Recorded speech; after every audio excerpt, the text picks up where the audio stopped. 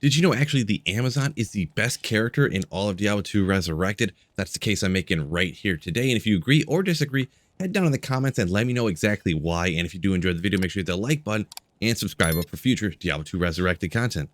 Now, first off, like any character, where are you going to start talking about if it's the best? We're going to start at the start, at the very beginning of a playthrough. So what types of skills would you be using and how good are they really?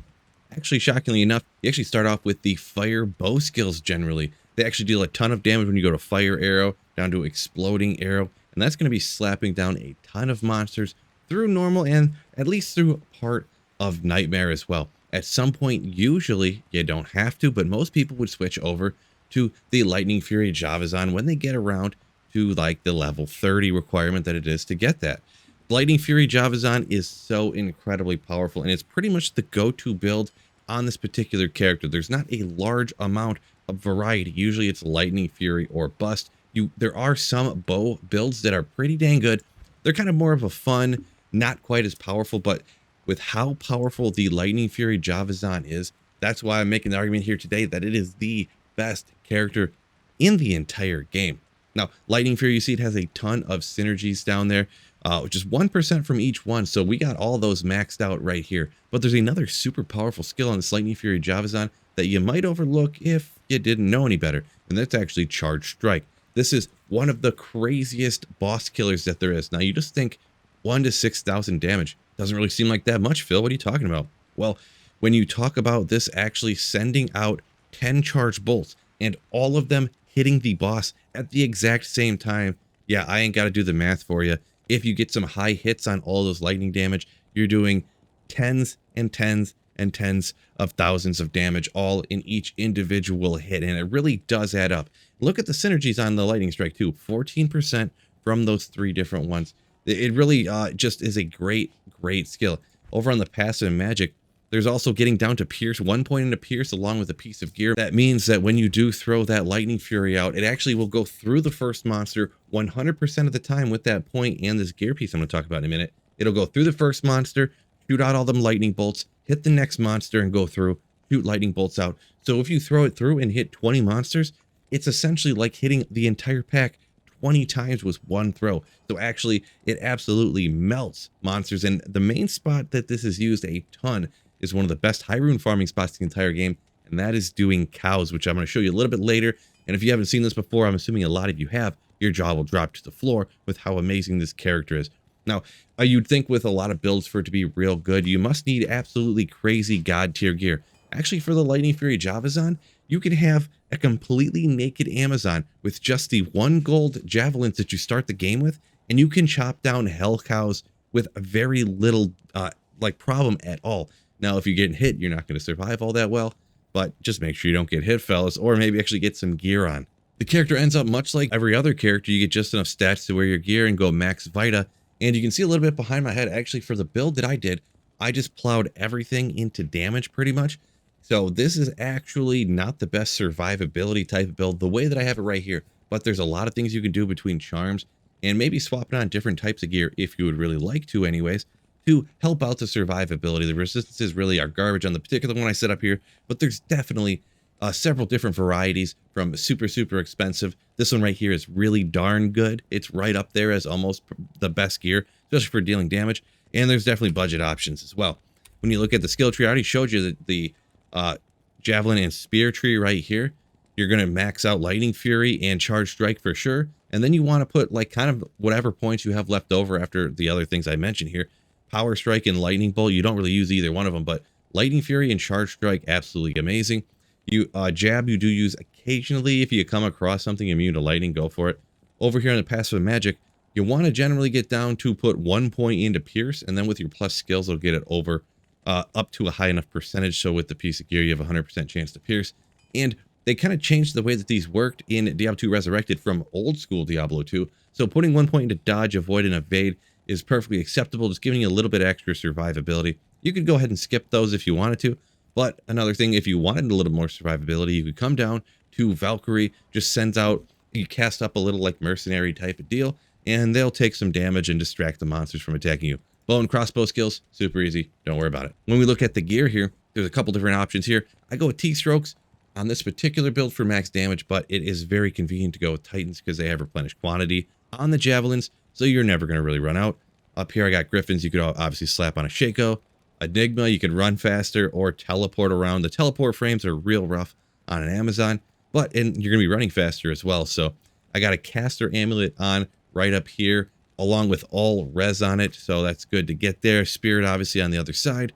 It would be better to get 220 Java gloves, but unfortunately I didn't have any, so I got dual leech right here, so I get both of my leeches on the gloves along with 20 magic finding because I love magic finding, fellas. We've got Raven Frost that cannot be frozen, SOJ for a skill. Razor Tail is the item I was mentioning before with the chance to pierce. 33% chance to pierce. The other one you seen was 73% chance to pierce. So, hey, we're over 100%. Good enough. So it pierces all of the time. On the boots, go with Silk Weaves right here. 5 to mana after each kill and 10% maximum mana. So you're going to be chopping down. Generally, cows is what you use it for a lot for, or maybe you could be running Baal with a character like this as well. But when you're chopping down the cows, your mana is going to fly right back up. Obviously, get as many Javelin and Spear Skillers as you can get your hands on. You go Geeds, Thunder Charm, Torch, and Annie. Unfortunately, I don't have an Amazon Torch either. Oopsie. But we went ahead and threw on an Assassin Torch. Super cheap online. People probably just give them away at this point. And I do got 19 all res on that one as well. I would generally try to stack either make up your resistances under here or Magic Find, of course, is my go-to. When you're looking over at the Mercenary, I always go with Holy Freeze Act 2. So we got Infinity, Fortitude, and Andariel's Visage. Now this build setup right here, or anything remotely like it, you're going to absolutely slap down the go-to spots for this particular character. We're talking about cows. You can hit the Worldstone Keep, a little bit harder to survive, but you can actually slap in the Worldstone Keep and doing Baal runs. That's kind of the 3 go-tos for this character. Alrighty, we're jumping the cow level you see right by my head. I just set it to players 8 because I want to show off just how good this build really is. Jumping in here, like I said, players 8 difficulty. This is a small group of cows, but really you would want to round up more. Actually, the more cows that there are, the faster that you're going to kill them. So we'll round them up nice and close, throw some of these, and you see it melts right through and drops the entire pack. Generally, I wouldn't spend the time to take out every individual cow. That could just take way too long, right? There's a champion pack. But if you would like to, you can go ahead and do that. You kind of throw a bunch of the Lightning Furies out, and you come up with Charge Strike, and look at how it chops out these players 8 champion cows even. This isn't no video where you're showing like players 1 type of stuff, right, fellas? But really, absolutely amazing. Let's just go hit a couple more packs. I want to line up at some absolutely monster packs would be great. You can see the teleport frames are a little bit slow, so if you actually want to teleport around with this a ton, it might not be the best option. A lot of times people will not even use Enigma, and they'll just run around with it, because Enigma can be kind of expensive and a little bit unnecessary for this build, even though it does give you quite a bit of walk run as well on Enigma. Let's find another big pack here. Maybe down by the Cow King or something? Not quite. We're not finding the giant packs I'm looking for, but I think you got the idea of how sick this character is at slapping cows. Let's go hit the next place. The Worldstone Keep, really one of the best magic finding areas in the entire game, even though it can be incredibly dangerous. Now, this isn't one of my favorite areas just because it is good. Don't get me wrong. It's dangerous. And with this particular build, not exactly the best option, but we'll go ahead and wing it anyways. You can see chop down them monsters. No problem. One of them just melted them. Just one Lightning Fury. Let's go ahead and find some more monsters around here. Looking a little vacant, I'm going to be honest. Unfortunately, but we can go ahead and chop down some monsters. There's some champions, there's some bosses, and just go ahead and melt them down right there. So you can see it definitely works. Let's hop down to the next level. Maybe we can find a little bit more density to show off here. A little bit more density, perhaps. Here's some monsters anyways. The mercenary's actually taking a beating. Wowzers, that's a great mercenary and got absolutely ripped, so that's unfortunate. We'll go ahead and resurrect him before we head down to the next level. But that does show you how dangerous this level is, and even with the Andy's Fortitude and Infinity, he got ripped down by them mighted succubi or whatever they are. Let's hope for no souls on the next level, huh? Doesn't look like there's any souls, but we're hopping in to one of the next best places to farm with this. Is actually the premier, probably, Baal runner in the entire game. And I'm not saying that facetiously or just saying that to hype it up. It really, really is. All right, we got the room cleared out. And we are coming on to the waves. Now just watch how these waves get absolutely wrecked. First wave gone in 1 or 2 javelins. I like to stand over to the side when doing the waves, but bring on wave 2.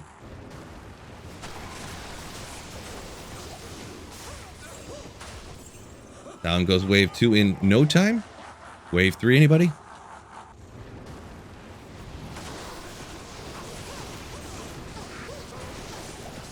Wave 3 down pretty quick. Let's go ahead and get away from those hydras, huh?